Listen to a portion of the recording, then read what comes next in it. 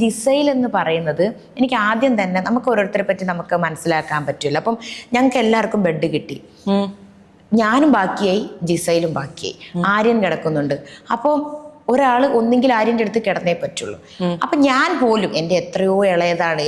അപ്പൊ എനിക്ക് പോലും അയ്യോ ഞാനോ ജിസയിലൊക്കെ ഞാൻ കിടക്കാം. അപ്പൊ തന്നെ എനിക്ക് അവരോട് ബഹുമാനം തോന്നി. കാരണം വെച്ചാൽ അവിടെ അങ്ങനത്തെ ഒരു വേർതിരിവ് അവർക്കില്ല.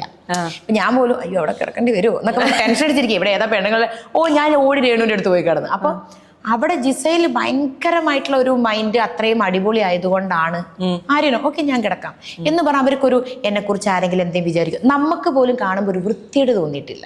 ഇപ്പൊ ചില കാര്യം നമ്മൾ തന്നെ അയ്യോ ആ കിടത്തം നമുക്കത് അയ്യോ അത് പണിയാവുമല്ലോ നമുക്ക് പോലും തോന്നിയിട്ടില്ല.